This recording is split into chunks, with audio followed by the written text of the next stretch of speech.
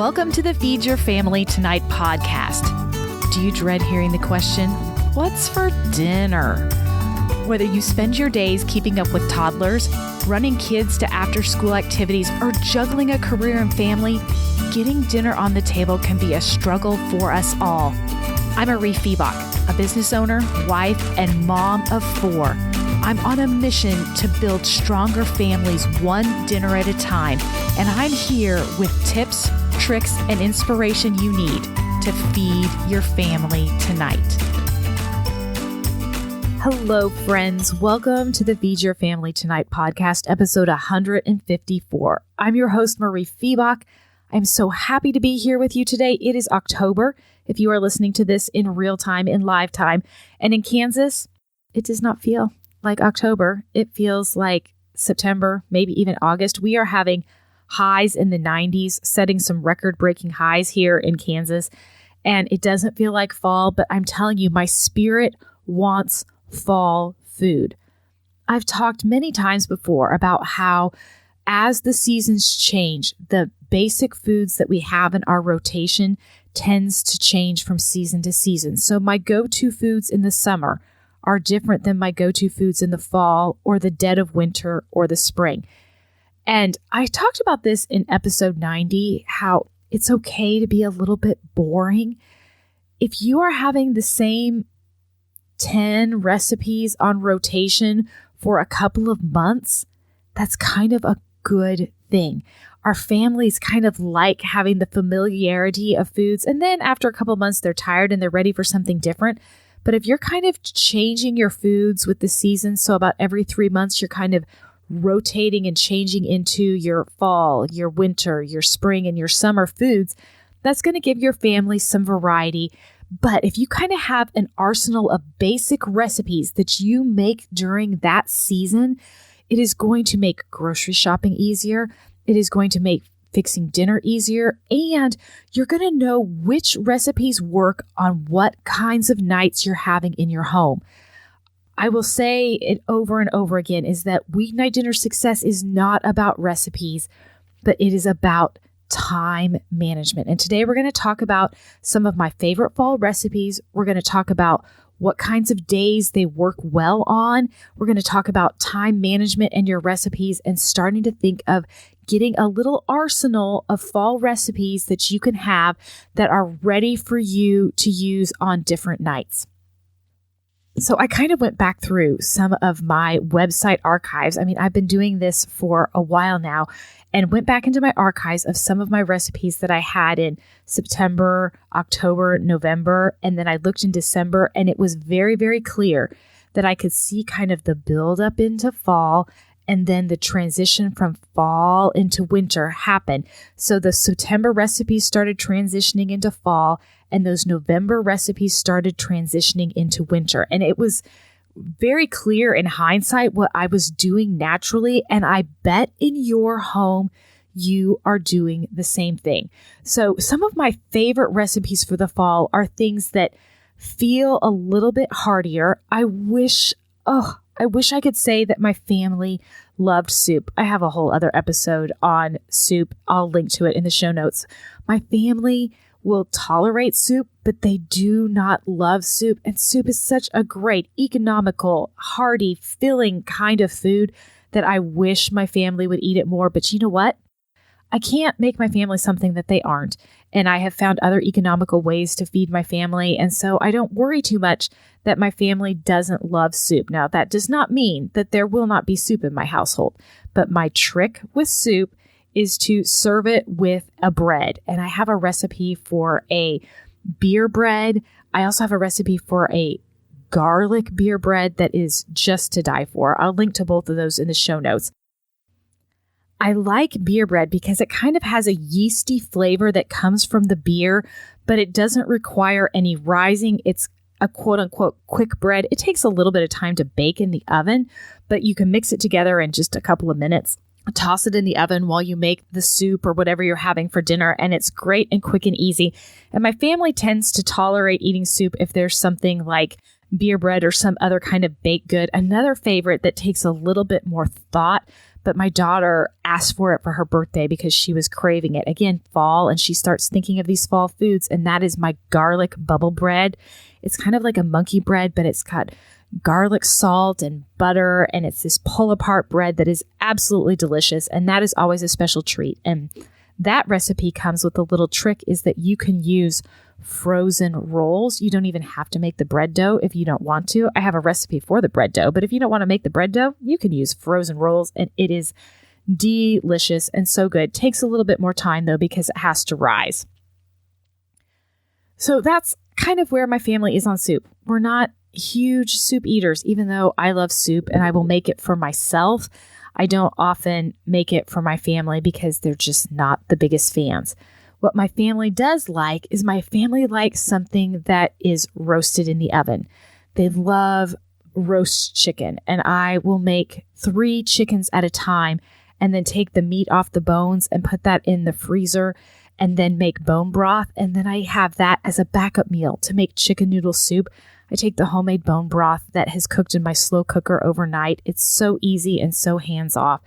And then I take the chicken and I put it with the bone broth and I boil up some noodles, and dinner's on the table really, really fast. And my family will eat that, especially if I use the frozen Reams noodles. They tend to like soup a little better if it's got something really starchy with it, like those frozen Reams noodles.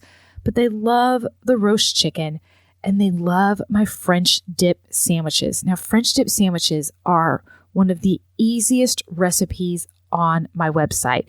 It's as simple as brown roast in a Dutch oven, putting it in the oven with a little bit of water and some onions and letting it cook for several hours. And then you just slice the meat up and put it on French bread with a little bit of the juice and the onions that you can dip on the side. It is absolutely delicious. It is totally hands off. It's one of those meals that I'd like to make on a Sunday afternoon where I know I'm going to be home and I am not going to be doing anything super important. I'm going to be, cleaning my house and going through my organized 365 Sunday basket, getting ready for the week.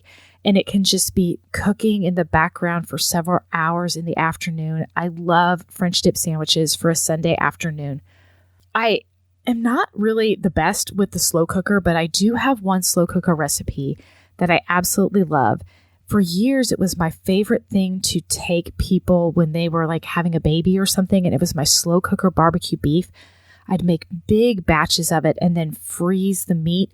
And so if someone was having a baby or needed a meal, I would take them the frozen meat and some frozen buns, and they could just pull it out anytime that they needed. It's a really great recipe.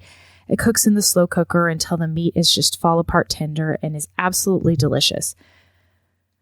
Another recipe that my family likes this time of year is cheeseburger baked potatoes. And this is my new favorite recipe to take someone when they've had a baby or someone's sick in the family, and when you're trying to take a meal to someone that needs a little extra love. I love cheeseburger baked potatoes because they are naturally gluten-free. It's crazy easy to make it dairy-free because you just have to keep the cheese off. And it is good for people that have all sorts of different dietary issues, but it's also absolutely delicious and super kid-friendly. Cheeseburger baked potatoes are kind of one of my signature recipes, and I absolutely love them. It is really simple. It is baked potatoes with browned hamburger that is mixed with pureed onions. Now, if your family likes chunks of onions, you don't have to puree them, but my family tends to revolt when I give them chunks of onions, so I puree the onions, and you get this flavor, and the onions kind of brown and almost get a little bit saucy with the meat, and you top it on top of a baked potato or a baked sweet potato with pickles and cheese and any of your other favorite hamburger toppings. I mean, you could do, my kids like ketchup. I happen to like mustard. We like pickles and cheese. You could do even little chopped tomatoes and little chopped fresh onions. It is just this hearty meal that feels too heavy and hearty in the summer, but in the fall, it just feels warm and comforting, and it's super healthy. It's all, lean proteins and vegetables. It's not very expensive. It's a good way to kind of stretch a pound of hamburger because you've got this potato there, and it's just one of my favorite meals of all time. I want you to think about What is your signature fall meal? Is it a special soup that you make? Is it a chili? Are you like my family and like a good roast chicken? And I want you to start thinking of these different meals and start getting an arsenal of about 5 to 10 fall meals that you can go to in a rotation. And when you get these 5 meals, then I want you to look at them and I want you to think about the time.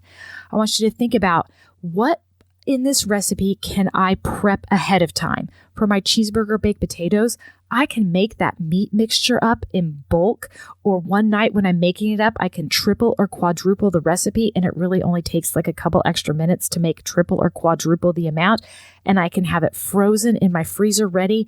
And then on a day when I don't feel much like cooking, the only thing I have to do is pull that meat out of the freezer and microwave it to heat it up.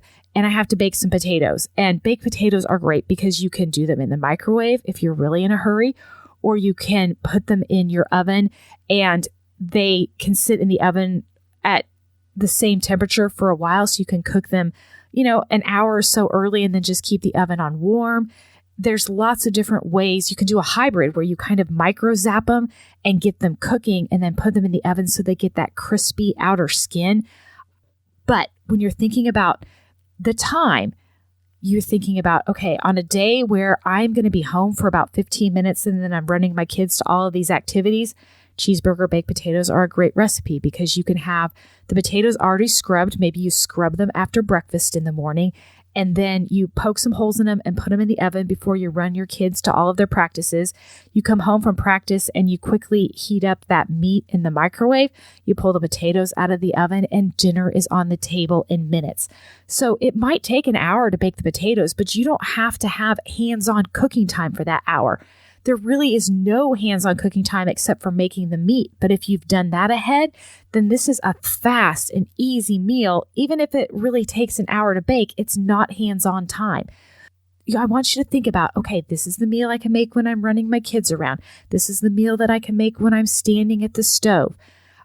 I've said before, one of my favorite meals for busy weeknights is roast chicken. I will prep my chickens the night before and get them all salted underneath the skin, let them sit in my refrigerator with the air open to the skin so that the skin gets dried out. And then I put them in the oven while I am running my kids all over, and I come back and I pull them out of the oven and dinner is ready. Do you see how I separated the prep time to the night before and the cook time to that day, but it was hands-off cook time, so I didn't have to be at the stove? When can you do little pockets of prep, and what recipes do you have that work well with little pockets of prep time? And then they might take actual longer cooking time, but you don't have to be at the stove doing the cooking. If you are like me and have teenagers that can take something from the refrigerator and put it into a slow cooker and start it, or they can put it into an Instant Pot and start it, or put something in the oven when they get home after school. Not all of us have that luxury, I know, but start thinking about time and recipes as you get a fall arsenal of recipes together, and get about 5 or 10 recipes that you know your family will eat with little to no complaint, that work well on different kinds of days. So there's recipes that you have to be at the stove cooking, like a stir fry, and there's recipes that take hours, like my French dip sandwiches, and there's recipes that you can prep the night before, but all you have to do is throw into the oven or the slow cooker or the Instant Pot, and start looking at these for the fall.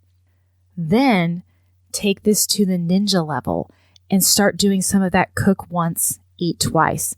If I am making chili, I am never making one recipe of chili. I am always making 2 to 3. And then I am freezing the extra portions and having for a busy night. If I am making roast chicken, I'm always doing 2 to 3 chickens so that I can have the chicken meat to put into other things later on, like casseroles and quesadillas and chicken noodle soup, and my daughter's favorite, which is chicken pot pie. I have a really good recipe for cheddar turkey pot pie that works really well with chicken. It uses puff pastry, and the puff pastry bakes separately from the filling that I cook on the stove. And it's super fast, it's super easy, and it has puff pastry. So, I mean, what's not to like? And that recipe takes me 10 to 15 minutes of actual hands-on cooking time, maybe even 20 by the time I get the oven heated up. So that's not a recipe for a night where I'm running around and I have to get dinner on the table, but it is a recipe for a night that I have to get dinner on the table fast and I'm going to be in my kitchen cooking. While we're talking about fall recipes, I also want you to start thinking about your breakfasts. I talked with Carmen last week about some of my favorite breakfast foods, and I have some fall versions of those on my website. I have a pumpkin spiced breakfast cookie that is so delicious. You can make those ahead and keep them in the freezer. I also have a pumpkin spiced baked oatmeal that you can get all stirred up and in the pan the night before, and then all you have to do is put it in the oven the next morning, and 20 minutes later, a hot, warm breakfast is served. I also have a chocolate chip pumpkin pancake that is so delicious. I love that on the fall, especially on Saturday mornings when I have a little bit more time to fix breakfast for my family. Now look at that. Those breakfast cookies take time, but you make them ahead and you keep them in the freezer. The baked oatmeal, you can prep the night before and it can cook while you're taking your shower in the morning. And the chocolate chip pancakes, well, those take a little bit of hands-on cooking time. Do you see how I'm looking at even my breakfast recipes as a difference between cooking time and prep time? And I'm choosing to make these different recipes on different kinds of days. I suspect that you are naturally doing this, but when you bring that to your consciousness, you are going to have so much more freedom when you are meal planning and when you are feeding your family on busy weeknights. Time is so, so important. And as you get your fall recipes together, I want you to think about what kinds of recipes you can prep ahead, what kinds of things you can do for cook once, eat twice, eat 2 or 3 times. What can you do in the morning so that dinner will be easier in the evening? Or what can you do the night before to get ready for the next day? And that goes to that weekly meal planning sheet, which you can get your free copy at feedyourfamilytonight.com/plan, where it has a place to list your prep. And you want to write the prep on the day that you do it, not the day of the meal. So if you need to prep it the night before, get chickens ready on Monday if you're going to have chicken on Tuesday, or thaw meat on Friday if you're going to have a big French dip roast on Sunday. It's going to take 2 days for that French dip, that large roast, to thaw in your refrigerator so that you can have it on Sunday. And if you're really smart, you'll salt it on Saturday. So you'll thaw the roast on Friday, salt it on Saturday, and put it in your Dutch oven on Sunday. And Sunday night, you're going to have French dip sandwiches, and your family's going to say, "This is the best meal you have ever made, Mom, and this is so delicious." Weeknight dinner success is about time more than it is about recipes, but I want you to get your recipes ready. And I have a special thing that is kind of happening here at Feed Your Family Tonight. I have partnered with my friends Polly and Rachel at thrivinghomeblog.com. They have these wonderful freezer prep sessions. Friends, I know my lane, and I do a little bit of freezer prep, the cook once, eat twice kinds of things, but they have these 1-hour freezer prep sessions where you have a grocery list, you have a video, you have labels that are ready to print that you just tape to the food telling you how to thaw it, how to prepare it, what to do with it when you take it out of your freezer.